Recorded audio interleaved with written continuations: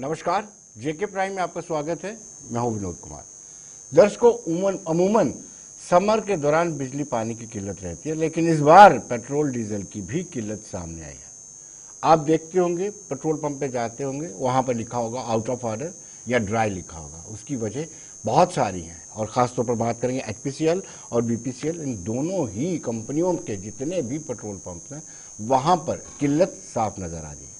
कहा यह जाता है कि कंपनी के दाम ज़्यादा हैं और उनको कम दामों पर बेचने की बात की जा रही है। ये एक कारण बताया जा रहा है। चर्चा करेंगे Anand Sharma, petrol pump owner association के प्रेसिडेंट हैं। आनंद जी, आपका स्वागत है। और साथ ही साथ पवन जी हैं, होटल एंड लॉजिस एसोसिएशन के। पवन जी, आपका भी स्वागत है। आप व्यापारी तबके से ताल्लुक रखते हैं। और इंडस्ट्रियलिस्ट हैं अजय लंगर, वाइस प्रेसिडेंट वीबीआई है। अजय जी, आपका भी स्वागत है। आनंद जी, आप इसे शुरुआत करेंगे क्योंकि आपका ये बहुत पुराना फील्ड है, आपने अपनी लाइफ इस पर दे दी हुई है। क्या वजह है इसकी? देखो, ये सरकार ने जी दो रेट कर दिए डीजल के।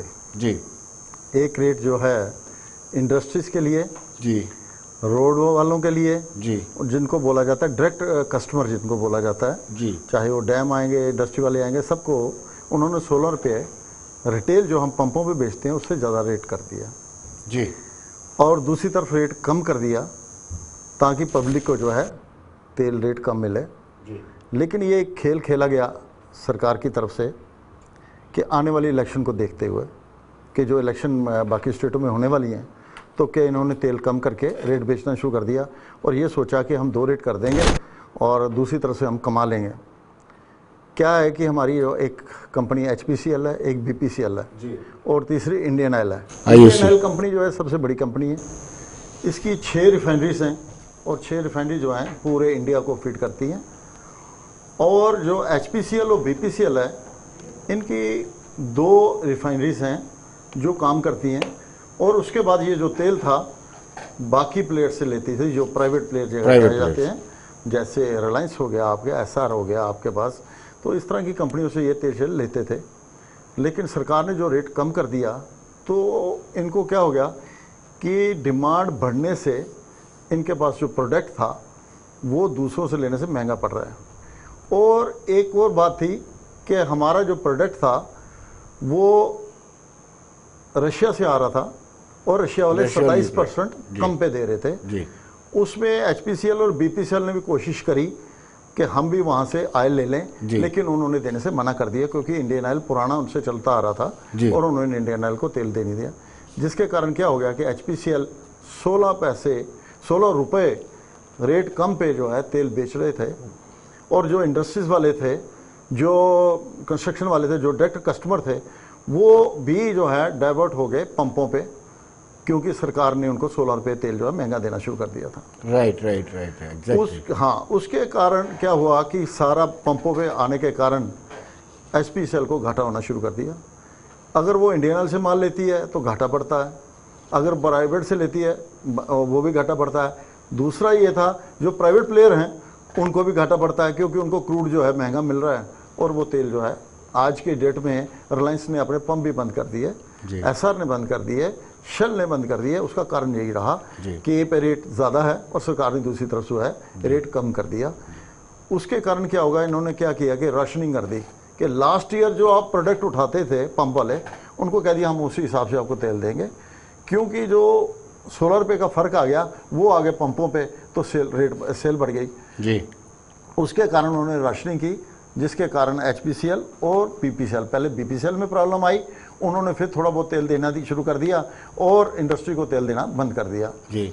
अब ये क्या हुआ कि इंडियन ऑयल बड़ी कंपनी है, ये अपनी रिफाइनरीज हैं और ये तेल बनाकर इवन दूसरी कंट्रियों को भी दे रही है जी। और इनके पंप बाहर भी हैं, इंडियन ऑयल के पंप बाहर भी हैं जहाँ पे सप्लाई बाहर भी जाती है और ये पैसे कमाते हैं। इनको इतना फ़र्क नहीं पड़ा क्योंकि जो रिफाइनरी है वहाँ से ये 18 पैसे कमा रहे हैं, 18 रुपये कमा रहे हैं जी। और 16 रुपये का घाटा खा रहे हैं इस तरफ से क्योंकि सरकार ने रेट ही वैसा करके दे दिया।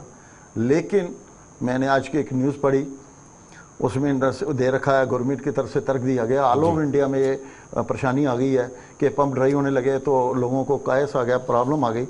तो सरकार का जो था तर्क कि जो प्राइवेट प्लेयर थे उन्होंने क्रूड नहीं होने के कारण उनका बंद हो गया और सारा का सारा जो यानी बोझ आनंद जी आप था, ये कहते हैं कि तर्क है, ये तर्क सही है, आर्गुमेंट सही नहीं है। ये सही नहीं है जी। क्योंकि वो कह रहे हैं कि वो भी बोझ हमारे ऊपर पड़ गया। जी। मैं वो नहीं कहूँगा, अगर ये तेल का रेट बराबर रखते तो शायद ये परेशानी ना आती।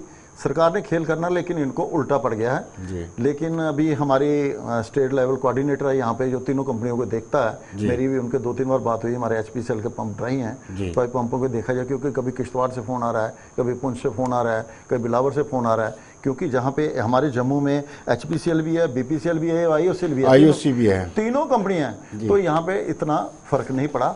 लेकिन जहाँ पे खाली HPCL होगा वहाँ पे ड्राई होगा, और वो डिस्ट्रिक्ट या वहाँ के आगे पीछे वाले मतलब दूर दराज तक तेल नहीं पहुँचेगा, तो वहाँ पे ड्राई हो जाएगा, हाहाकार मचेगी। वो देखते हुए आप इन्होंने कल क्या किया कि बाहर के पंपों को तेल थोड़ा थोड़ा देना शुरू किया। जी। जो तेल दिया है, जैसे मेरी सेल अगर 10,000 है, उन्होंने उसको 5,000 देना शुरू किया, 7,000 देना है। 3 का अभी भी शॉर्टफॉल है। जितनी देर ये नहीं देते या रेट पूरा नहीं करते, क्योंकि इस कंपनियों ने अपना घाटा कम करने के लिए इन्होंने माल थोड़ा कम देना शुरू कर दिया। वो जो पूरी सिचुएशन जो है ये सरकार की क्लियर कराई। अजय जी आप बताइए, आप इंडस्ट्रियलिस्ट हैं, इंडस्ट्री को अगर पेट्रोल डीजल की किल्लत आती है तो इंडस्ट्री को क्या सीधा असर पड़ता है? विनोद जी, हमारे बड़ौदा इंडस्ट्रियल कॉम्प्लेक्स में एक पेट्रोल पंप है जी, और जैसे आनंद जी का वो HP का ही पंप है जी, और वो पंप ड्राई है इस समय पिछले 4 दिन से। तो इंडस्ट्रीज में दिक्कत ये आती है कि ये अब हमें तेल डलवाना है गाड़ी में, कमर्शियल गाड़ीज़ हैं, सारी फैक्ट्री वालों के पास है, तो उसको तेल डलवाने के लिए उसको बाहर हाईवे पे जाना पड़ता है। जब वो हाईवे पे जाता है उसका 1 घंटा टूट जाता है और 5-6 किलोमीटर चक्कर फालतू लग जाता है जी। उससे गाड़ी का तेल भी लग गया और पैसे भी लगे, टाइम भी वेस्ट हो गया हमारा जी। उसके अलावा जो हमारे लोकल लेबर है वहाँ पे, वो वहीं से स्कूटर मोटरसाइकिल कार से तेल डलवाते हैं, वो भी बंद हो गया अब जी। तो उसकी वजह से भी हमारा टाइम टूटना शुरू हो गया, लेबर लेट आती है। अब इलेक्ट्रिसिटी का बड़ा कट था पीछे, जनरेटर चलाने हैं, तेल उसी पंप से जाते थे, पंप ड्राई हो गया। बहुत से नुकसान हुए हमें इस वजह से, और आगे अगर नहीं खुला तो थोड़ा और नुकसान होना शुरू हो जाएगा। किस तरह का नुकसान है? नुकसान टाइम, मैन पावर, टाइम जो वेस्ट हो रहा जी। है उसके हिसाब से। एक तो डेडिकेटेड पावर सप्लाई नहीं है, और अगर पावर कर्टेलमेंट होती है तो डेफिनेटली आपको DG सेट चलाना पड़ता है जी। 2 महीने से इतनी कर्टेलमेंट है, अनशेड्यूल्ड कर्टेलमेंट है, जिसका हमने बहुत बार जिक्र भी किया है जी, पर अभी तक वो ठीक नहीं हो पाई है। जी। पवन जी आप क्या कहेंगे, होटल एंड लॉजिस इंडस्ट्री का क्या कहना है? सर, सबसे पहली तो बात यह है, इन दिनों जो प्रॉब्लम जो आ रही है, पेट्रोल क्राइसिस जो आ रहा है, मैं देख रहा हूँ कि पिछले 5-7 दिनों में पूरे ऑल ओवर इंडिया में कई ऐसी स्टेट्स हैं, जैसे हिमाचल है, पंजाब है, राजस्थान है, मध्य प्रदेश है, महाराष्ट्र है, ये क्राइसिस वहाँ पे काफ़ी आ चुका है। उसका सीधा सीधा कारण वही है कि पीछे जो इंटरनेशनल क्रूड ऑयल रेट बढ़ चुके हैं और सरकार ने रेट फिक्स किए हुए हैं उनके। अब जिन कंपनियों को ये घाटा पड़ रहा है तो वो नेचुरली वो इस नीति के यहाँ घाटे प्रॉफिट की है, सीधी सीधी बात, क्योंकि अब वो घाटे को पूरा करने के लिए वो तेल मार्केट में कम दे रहे हैं। जब तेल मार्केट में कम देंगे तो नेचुरली स्वाभाविक बात है कि क्राइसिस आएगी। जब क्राइसिस आएगा तो एक चीज़ वैसी भी होती है, र्यूमर चली जाती है, जब चली जाती है कि तेल बहुत शॉर्टेज है, तो जिस आदमी को तेल 1 दिन का लेना होता है वो 7 दिन का तेल ले लेता है। और ऐसे मैं एक उदाहरण दूंगा, जैसे बैंक है, बैंक ने कभी, अब बैंक के पास अपना पैसा नहीं होता, लोगों ने बैंक में डिपॉजिट किया होता है और बैंक ने आगे दिया होता है। जब बैंक की उम्र चली जाती है तो बैंक 1 दिन में सारा खत्म हो जाता है, लेन देन वाले आ जाते हैं, वो चले। वैसी क्राइसिस ये वाला पेट्रोल में है। सरकार को इस सही मायने में सोचना चाहिए, या तो सरकार को ये करना चाहिए, इसको GST दायरे में लाना चाहिए। आज तक अभी GST दायरे में, 1 नेशन 1 टैक्स, वो सारा इस दायरे में अभी तक पेट्रोल को नहीं, क्योंकि सरकार को मैक्सिमम सोर्स एक्साइज ड्यूटी से यहाँ पे आता है। क्योंकि इंटरनेशनल रेट के हिसाब से अगर देखे जाए तो इंडिया में रेट पेट्रोल डीजल का रेट सबसे ज़्यादा है, जबकि हमारे कई ऐसे कंट्रीज हैं जिनमें बहुत ही कम है रेट है। तो सरकार को GST दायरे में ये लाना चाहिए, ना कि ये GST दूसरे दायरे में रखे हुए, क्योंकि इससे रेट की नहीं हो पा रही, तो इससे टूरिज्म के ऊपर बड़ा इफेक्ट करता है। देखिए मैं सीधा सीधी बात कहूँ, टूरिज्म क्या, जितना भी बिजनेस है वो सारे इफेक्ट होते हैं। क्योंकि पेट्रोल और पेट्रोलियम प्रोडक्ट्स जितने भी हैं, जब भी इनका रेट बढ़ेगा तो स्वाभाविक बात है डायरेक्टली या इंडायरेक्टली सभी चीज़ें बढ़ेंगी। मैं पेट्रोलियम प्रोडक्ट हुए, शाल हुए, जैसे कंबल हुए, ब्लैंकेट, जब धागा पीछे से बढ़ जाएगा तो नेचुरली इसका रेट इसका भी बढ़ जाएगा। तो जहाँ तक टूरिज्म फैक्टरी के ट्रांसपोर्ट इंडस्ट्री के जब रेट बढ़ेगा तो नेचुरली जो बाहर से जो आते हैं बजट वाले लोग जो होंगे तो उनका बजट बिल्कुल अफेक्ट कर जाता है। तो सरकार को चाहिए इसको सीरियसली सोचना चाहिए। लेकिन एक चीज़ सिनेरियो ऐसा दिख रहा है कि सरकार ने ये रेट बढ़ाने के लिए कुछ कंपल्शन है कि रेट नहीं बढ़ाया, तो इसीलिए सरकार ने जब ये रेट बढ़ाएंगे नेचुरली ये बजट सबका इफेक्ट हो जाएगा जी। लेकिन आनंद जी, आप बेहतर बता सकते हैं कि अगर 2 रेट ना किए जाते, 5 राज्यों के चुनावों को देखते हुए इंडस्ट्री कंस्ट्रक्शन के लिए अलग रेट और आम लोगों के लिए अलग नहीं किया जाता तो शायद क्राइसिस नहीं आता। देखो, ये तो मीडिया वालों को सवाल पूछना चाहिए कि 2 रेट क्यों। सबसे पहले ये सरकार से ही सवाल पूछना चाहिए जी कि आप 2 रेट क्यों दे रहे हो, उसके कारण बताओ। कंपनी गवर्नमेंट के पास कोई जवाब नहीं होगा। जी ठीक है, एक बात। दूसरी बात ये है, आने वाले अभी आप देख रहे हो 30 तारीख को यात्रा स्टार्ट हो जानी। अगर यात्रा स्टार्ट होती है और तेल नहीं मिलता तो क्या हाल होगा हमारे जम्मू व कश्मीर का।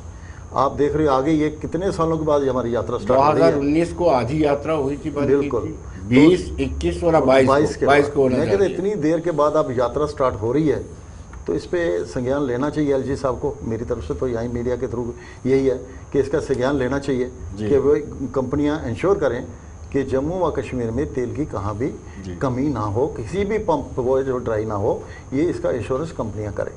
एक चीज़। दूसरी चीज़ ये है, इंडस्ट्री वाले क्यों पैसा ज़्यादा देंगे। जो आज की डेट में मेरे को पता लगा, मैं उसको कंफर्म नहीं करता, आज की डेट में उसका 34 रुपीज़ जो है डिफरेंस कर दिया गया है और रेट बढ़ा दिया गया हमारे और इंडस्ट्री वालों में। और मेरे को बताओ, जो रोड बना रहा है उसको आप 34 रुपये 16 रुपये महंगा तेल दोगे, डीजल महंगा दोगे तो क्या होगा उससे।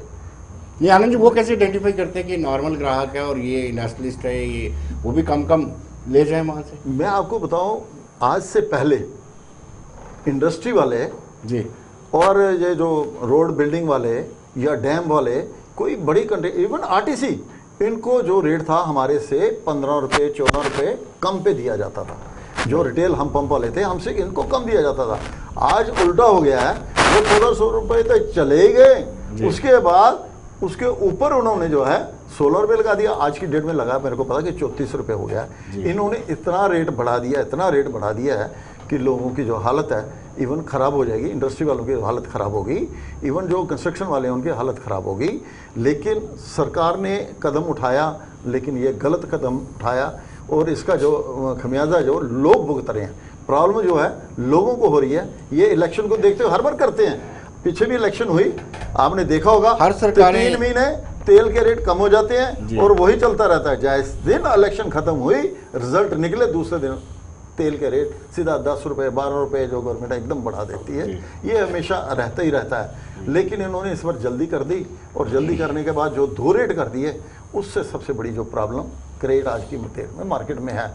लेकिन HPCL और उन्होंने जो कंटेल किया है सिर्फ इसलिए किया है कि जो इंडस्ट्री वाले हैं वो इनके पास ना आए। आज भी उनको इंस्ट्रक्शन यही दी जा रही है पंप वालों को कि आप इंडस्ट्री को माल मत दीजिए, आप डायरेक्ट बल्क वाले जो हैं, जो इकट्ठा माल लेने वाले, उनको माल मत दीजिए। वो हमारे पास आने दो, उनको 34 रुपये हम उनकी जेब काट लें। ये सरकार का नया तरीका मेरे को समझ से बाहर है। लेकिन मैं ये ज़रूर कहूँगा कि जैसे इन्होंने कहा, हम हर बार यही चलाते रहे हैं, 1 नेशन 1 रेट, जिसकी GST में आ जाए और पूरे इंडिया में एक रेट होना चाहिए। सरकार जैसे हमारे J&K की है, कोई असेस लगा देता है, कोई टैक्स बढ़ा देता है, कोई क्या करता है। हर स्टेट अपने अपने हिसाब से चलती है, कोई GST बढ़ाता है, कोई कुछ करता है। तो एक्साइज सेंटर वाली लेती है, वो चलो एक ही बात है। लेकिन उसके ऊपर जो टैक्सेस, इतने टैक्स अपने लगा देते हैं कि पूछो मत। तो मैं ये कहता हूँ कि 1 नेशन 1 रेट जिस दिन हो गया और साथ में GST में आ गया, मैं ज़रूर कहूँगा कि आप देखोगे तेल के रेट कम से कम 25 से 30 रुपये नीचे आ जाएंगे। जी अजय जी, आप क्या कहेंगे? आपने कभी ये इशू नहीं उठाया कि इंडस्ट्री को जो पेट्रोल डीजल महंगा मिल रहा है, डीजल? ये तो मुझे आज ही इनसे पता चला कि 34 से भी डीजल का फ़र्क है जी। और शायद इसी मंशा से जो हमारा HP का पंप है इंडस्ट्रियल एरिया में, वो ड्राई किया गया है जी। ये तो आप ये समझो कि जैसे गवर्नमेंट ने पहले एक बार किया था डोमेस्टिक सिलेंडर और कमर्शियल सिलेंडर, जी ये तेल को भी उसी रेट में लाने की कोशिश कर रहे हैं कि इंडस्ट्री वाला कमर्शियल ले और कार वाला डोमेस्टिक सस्ता वाला डीजल ले। जी। ये बात तो तभी पता चली है, तो हम इसके बारे में जरूर बात करेंगे आपसे अगली बार, पता करके सारा कंफर्म करके। बाकी ये हो सकता है ये बात सही हो कि ये हमारा पंप इसलिए ट्राई किया गया कि वो एचपी का पंप जी और मेजर उसका कस्टमर जो है वो इंडस्ट्री वाला ही है। मैं एक आपको अश्योर करता हूँ बात की, अगर ये हमें लाइट पूरी दे दे 24 आवर्स तो हमें डीजल की जरूरत नहीं पड़नी है। जी डीजल जनरेटर चलाना नहीं तो डीजल करना क्या, जी। तो अपने आप शॉर्टेज खत्म हो जाएगी हमारी। अभी आपकी नई टीम नए सिरे से आई है, बना जोश है आप में, क्या इस मुद्दे को उठाएंगे आप? ये मतभेद क्यों?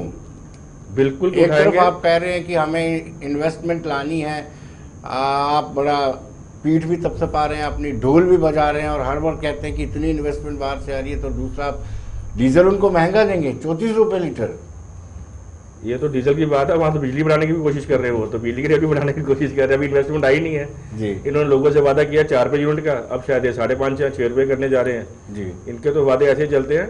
बट ये तेल वाला मुद्दा हम जरूर उठाएंगे और हम कोशिश करेंगे डिपार्टमेंट से मिलकर कि वहाँ 1-2 पंप और लगाए जाए बाकी कंपनियों के, ताकि आने वाले दिनों में टाइम में कभी भी ऐसे क्राइसिस आए तो एक आध ऑप्शन हमारे पास और होनी चाहिए। यानी आईओसी इंडियन ऑयल कॉर्पोरेशन का पंप वहाँ पर जरूर होना चाहिए। जी आप क्या कहेंगे पवन जी, क्या कितना और अब तक क्या असर आपको बाजार पर इसका दिख रहा है? हालांकि समर के चलते कुछ तो बाजार बंद है इन दिनों, 3-3, 4-4 दिनों के लिए बाजार बंद है, लेकिन कहीं ना कहीं इसका इम्पैक्ट जरूर रहेगा। विनोद जी सही कहा आपने। अभी थोड़ी देर के लिए जम्मू में बाजार बंद रहेंगे थोड़ी देर के लिए, कुछ छुट्टियों में करने के लिए, लेकिन आने वाले दिनों में जैसे हमारी अमरनाथ यात्रा आ रही है इसके ऊपर बड़ा इफेक्ट पड़ेगा जी, क्योंकि अब पेट्रोल महंगा होगा, नेचुरली बजट सबका अफेक्ट कर जाता है।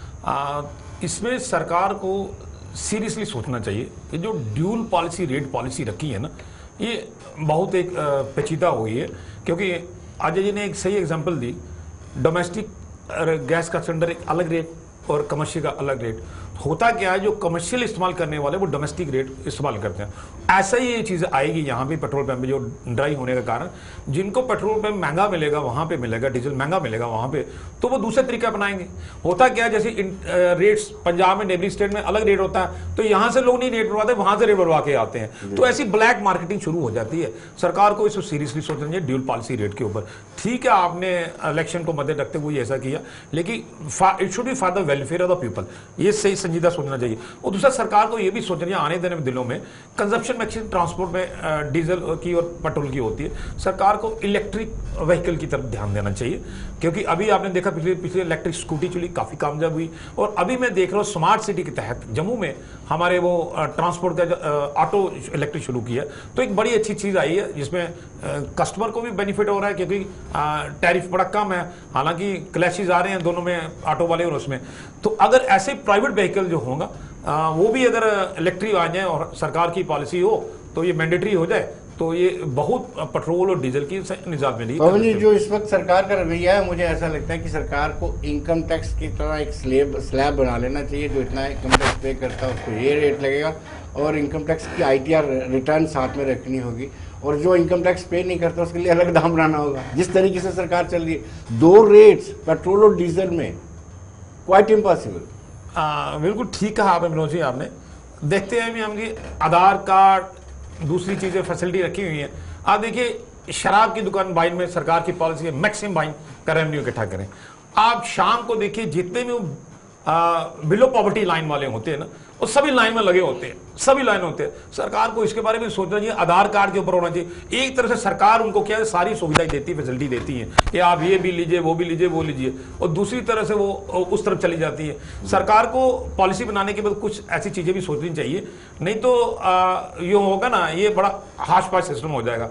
आप देखिए पेट्रोल के करने के कारण कितनी चीजें ऐसी आ रही हैं, सब लोगों का बजट बिगड़ रहा है। और ऐसा हो रहा है कि आप सिनेरियो में देख रहा हूँ, इवन फॉरेन कंट्री में देख रहा हूँ, मैं इंग्लैंड में देख रहा था, वहाँ भी गाड़ियों को चलना बंद हो चुका है और तकरीबन पेट्रोल पंप वहाँ भी ड्राई हो चुके हैं। इंडिया में तो है ही, मैंने देखा हुआ, श्रीलंका में हमारे तो है ही, बुरा हाल अपसेट हुआ है। तो सरकार को इसके बारे में संजीदा होना पड़ेगा, सोचना पड़ेगा, क्या कोई चीज़ें ऐसी गलती होगी तो उनको बैक ट्रीट करना पड़ेगा सरकार।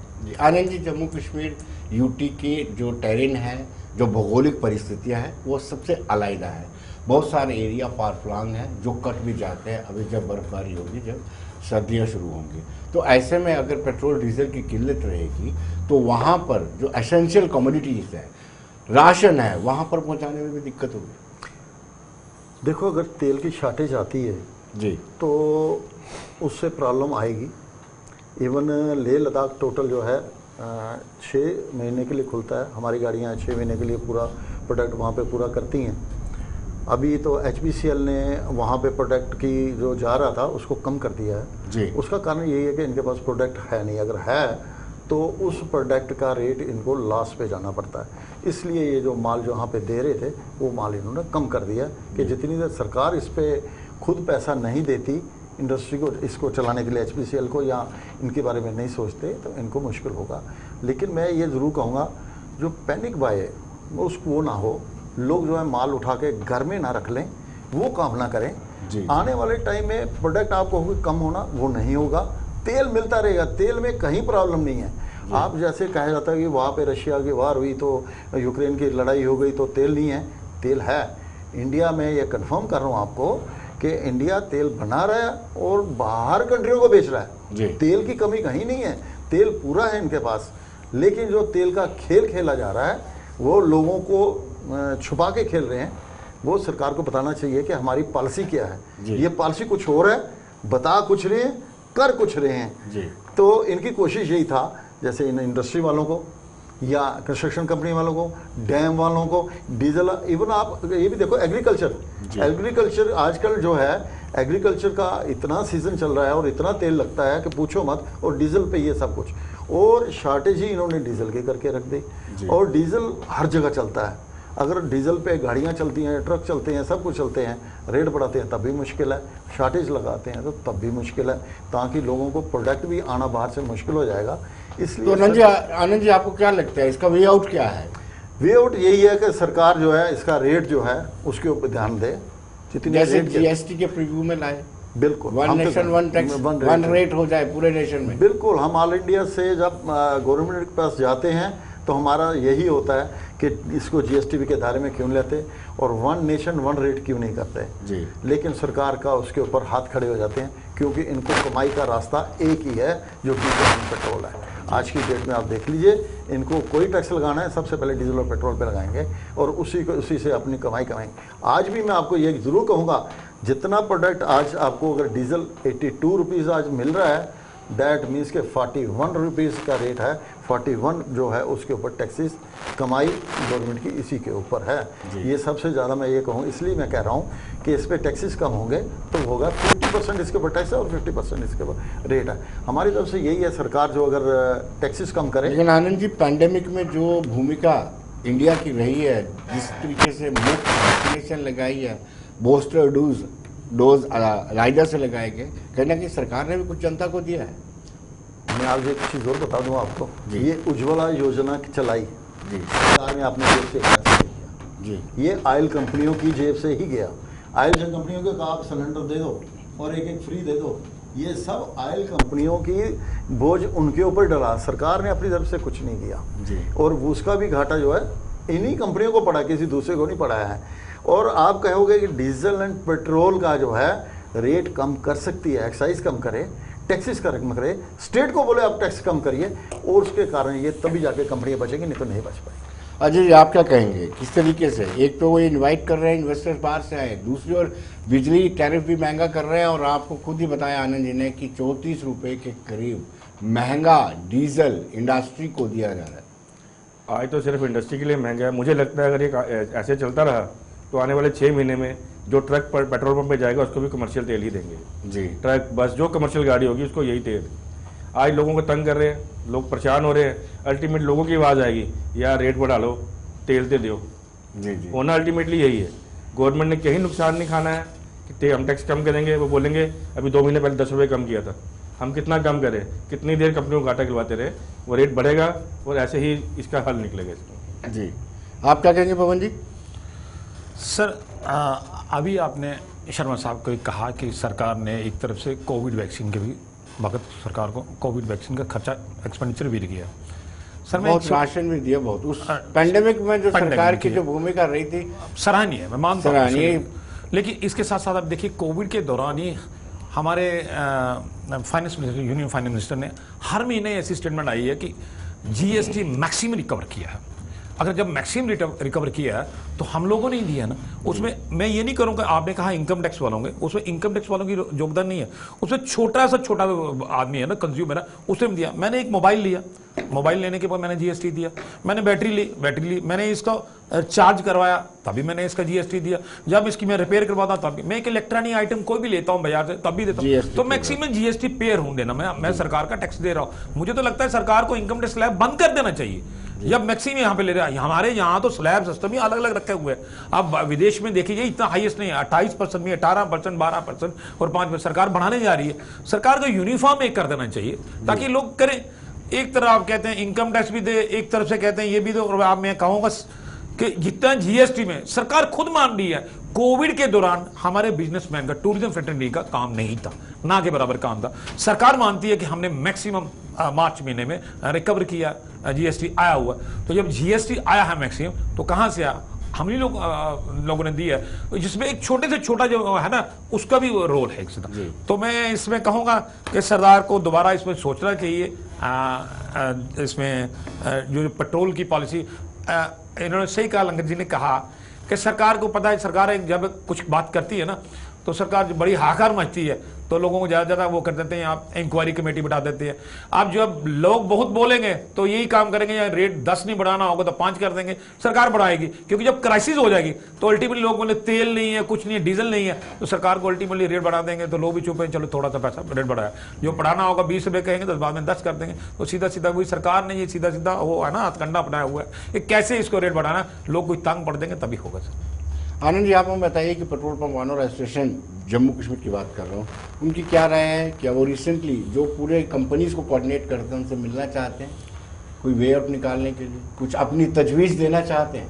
देखो, ये सबसे पहले तो मैं ये कहूँगा कि आज नए वाले टाइम में पंप वाले बदनाम हो जाएंगे। उसका कारण 2 रेट, जैसे ही 2 रेट होंगे, जैसे ही सिलेंडर गैस के डबल हो गए, आपने उसमें देखा, फिर कल को ये भी होगा कि ये हम लोग जो हैं महंगे और सस्ते में बेच रहे हैं, लोग वेब मार्केट में ब्लैक मार्केटिंग कर रहे हो, रेट का डिफरेंस करोगे, रेट ब्लैक मार्केटिंग शुरू हो जाएगी। और ये बदनामी किसकी होगी? पंप वालों की। ये पंप वाले ब्लैक मार्केट कर रहे हैं। एक चीज़ और मैं बताऊँ, आज इंडस्ट्री वाले लंगर साहब बैठे हैं, जब ये इंडस्ट्री वालों को माल मिल रहा है कहाँ से? पेट्रोल पंप वालों से जी। कंपनी नकेल कस रही है डीलरों के ऊपर कि ये इंडस्ट्री को तेल मत दें जी। ये उसका कारण यही है मार्केट में तेल शॉर्ट करने का, कि मार्केट में तेल कम हो। जिस दिन उन्होंने बंद करवा दिया और इंडस्ट्रियों को तेल नहीं गया, हम पंप वाले बंद कर देंगे, जिस दिन हमारे ऊपर प्रेशर आया कि आप नहीं दोगे, तो उस दिन इनको याद आएगी हमारी कि ये सही कहते थे। इनको आज रोना शुरू करेंगे, तब जाके आगे बचेंगे, क्योंकि आज की डेट में इनको मिल रहा है। क्योंकि इंडस्ट्री में मैं कहूँगा थोड़ी सेल नहीं है, बहुत सेल है, कम से कम 4000 केल जो माल जो है आपका कठुआ, सांबा और जम्मू, तीनों जगह माल जो है गंगयाल वगैरह में, बड़ी ब्राह्मणा में जाता है। आज की डेट में जा रहा है और हमने सप्लाई कर रहे हैं, ऐसी बात नहीं है, हमसे लोग ले रहे हैं। तो ये 4000 केल के ऊपर जब रेट डबल हो जाएगा, इंडस्ट्री वालों को उस वक्त पता लगेगा, रोड वालों को पता लगेगा, डैम वालों को पता लगेगा, आरटीसी वालों को पता लगेगा। आजकल आरटीसी ने पता कि अपने पंप लगा लिए हैं, वो क्या कर रहे हैं, वहाँ से बल्क में जो खुद लेते थे वो बंद कर दिया उन्होंने, वो अपने पंपों से तेल डालना लगे। जो उन्होंने रिटेल के लिए पंप बनाए, अब अपने पंप छोड़ दिए, बंद कर दिए और वहाँ से तेल लेना शुरू कर दिया। मैं ये कह रहा हूँ कि आने वाले टाइम में जिस दिन, और ये मेरे को लग रहा है, जो मैं सोच रहा हूँ कि अगर सरकार उसी तरफ चल रही है, तो ये सोच लिए कि इंडस्ट्री और हमारा रेट अलग हो जाएगा। और हम अगर इंडस्ट्री वालों को हमारे ऊपर नकेल कस दी कि आप इंडस्ट्री को माल नहीं दोगे, आप माल नहीं देना, दैट मीन्स कि रेट डबल हो जाएगा। फिर इंडस्ट्री वाले भी जाएंगे, डैम वाले भी जाएंगे, रोड वाले भी जाएंगे, सब जाएंगे। तब इनको पता लगेगा कि हमारे साथ क्या हो रहा है। अभी तक हम तेल दे रहे हैं, अभी तक चल रहा है, जिस दिन ये बंद हो गया उस दिन इन सबको पता लगा। हाँ, हमारी तरफ से एक गुजारिश जो लोगों के आगे मैं बार बार कहूँगा, पैनिक बाय मत करें। तेल पेट्रोल की कोई शॉर्टेज नहीं है, पेट्रोल मार्केट में ओपन है, मिल रहा है। सिर्फ ये डीजल का जो खेल सरकार ने खेला है, उसी के कारण जो है थोड़ा सा शॉर्टेज आएगी। अजय जी, जेनसेट 100% सब्सिडी देना और डीजल के दाम इतने बढ़ा देना, क्या मकसद है सरकार का? सरकार का मकसद तो 24 घंटे लाइट देना है, जी जनरेटर चलाने का नौबत ही नहीं आनी चाहिए। जी लाइट देते तो जनरेटर चलेंगे नहीं, जनरेटर चलेंगे नहीं, डीजल चाहिए नहीं हमें, जी सब्सिडी से मतलब ही कोई नहीं है उसका। जी तेल बढ़ा देंगे, लाइट बंद कर देंगे, ये हो गया फोर्स करना किसी को। जी you are force to buy महंगा डीजल, जी ये तरीका अपना रहे हैं। तो मैंने को बोला अगर हमारे साथ ऐसा होगा तो आने वाले टाइम में कमर्शियल गाड़ियों के साथ भी ऐसा ही होगा। जी फिर वो पंप वालों प्रेशर डालेंगे, यार तो बस में तेल मत डालना, ट्रक में तेल मत डालो, महंगे बार डालो, नहीं टीम छापा मारेगी आके। जी यही होना आगे वाला दौर। अगर हम परेशान होंगे तो आगे सबको परेशान होना पड़ेगा। जी अजय जी बहुत बहुत शुक्रिया, आनंद जी आपका बहुत बहुत शुक्रिया, पवन जी आपका भी बहुत बहुत शुक्रिया। तो दर्शकों आप बने रहिए देश दुनिया की खबरों के लिए और मुझे दीजिए इजाजत, नमस्कार।